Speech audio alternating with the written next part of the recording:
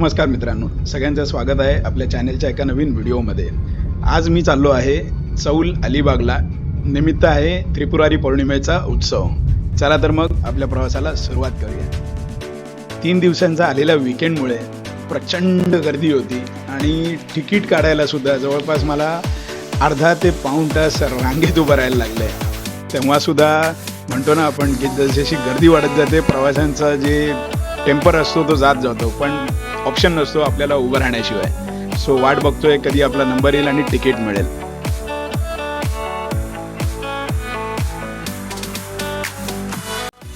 Finally पाऊण तास रांगेत उभं राहिल्यानंतर आम्हाला एकदाचं तिकीट मिळालं, पण तिकिटावरचा नंबर बघितल्यावर असं वाटलं की ओ नो, कारण तिकीट जे मिळालं होतं ते अगदी शेवटच्या सीट नंबरचं मिळालं होतं।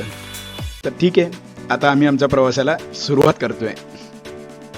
जसं मगाशी सांगितलं, लॉंग वीकेंड असल्या कारणाने रस्त्यावर गाड्यांच्या लांबच्या लांब रांगा लागल्या होत्या।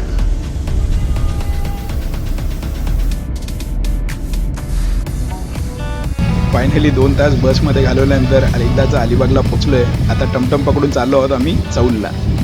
आपण पोहोचलेलो आहोत चौल रामेश्वर मंदिरच्या इथे, जिथे आपला उद्या आहे कार्यक्रम। तुम्ही बघू शकता, मस्त आहे। आपण म्हणतो ना एक्सपेक्ट द अनएक्सपेक्टेड, तसंच काहीसं झालंय। नोव्हेंबर महिन्यामध्ये कोणी न एक्सपेक्ट करता येणारा असतो तो म्हणजे पाऊस।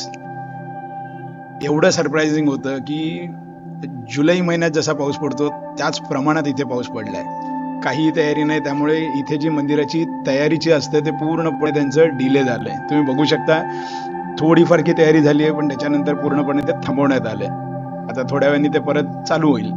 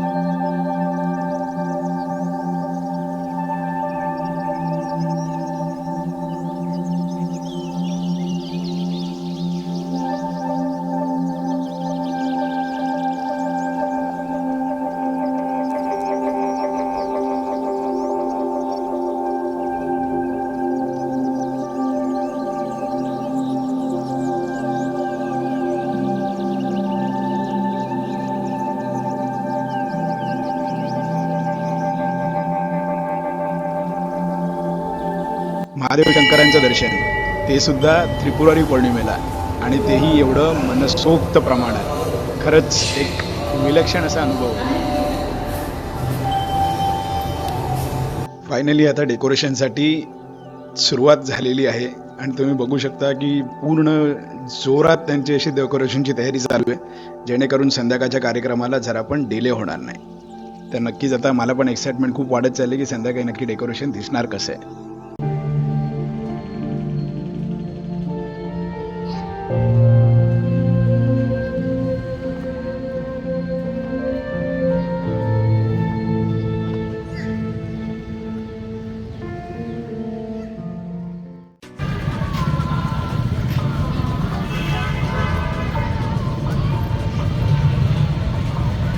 चला, आता वाजले आहेत संध्याकाळचे 6 आणि आता आपण जातोय मंदिरामध्ये। बघूया तिथे रोषणाई कशी दिसते।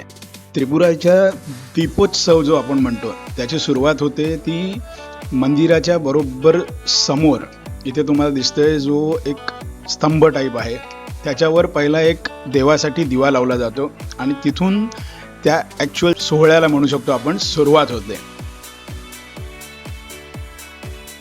दिव्यांच्या खाली केलेली सुंदर अशी रांगोळी बघून मन एकदम प्रसन्न झालं आणि बोलतो ना एकदम वाववाली फिलिंग आली की या देवासमोर अशी आरास मस्तच एकदम.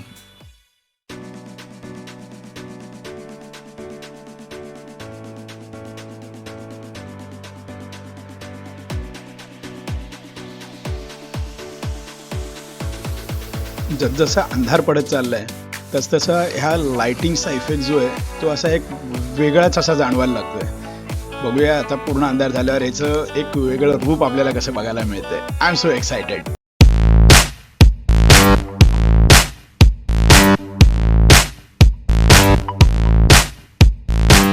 फायनली ज्या क्षणाची आपण आतुरतेने वाट बघत होतो तो क्षण आलाय. तुम्ही बघू शकता रोषणाईमध्ये किती मस्त वाटतंय.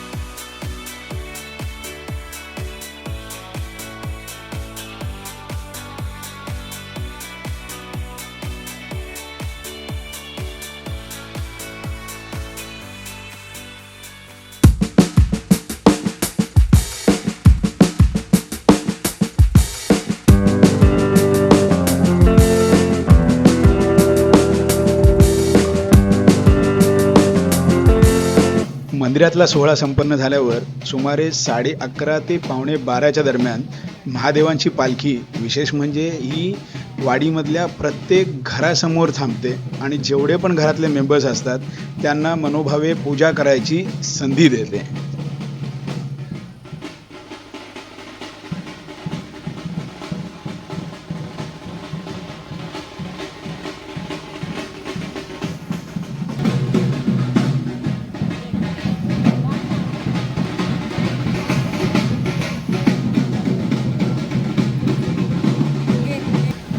तसं ऐकलं बरंच होतं की त्रिपुरारी पौर्णिमेचा जो उत्सव असतो तो खरंच बघण्यालायक असतो.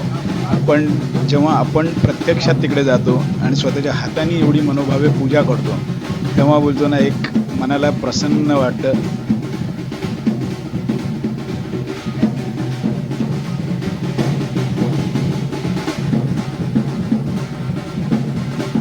तर मित्रांनो, आज आपण बघितले त्रिपुरारी पौर्णिमेचा उत्सव. उद्याच्या भागात आपण बघणार आहोत सौलमधली काही प्रसिद्ध ठिकाणे. तुम्हाला हा व्हिडिओ कसा वाटला कमेंट करून जरूर सांगा. चॅनलला लाईक, शेअर आणि सबस्क्राईब करायला विसरू नका. आता आपण भेटूया आपल्या पुढच्या व्हिडिओमध्ये. Stay tune.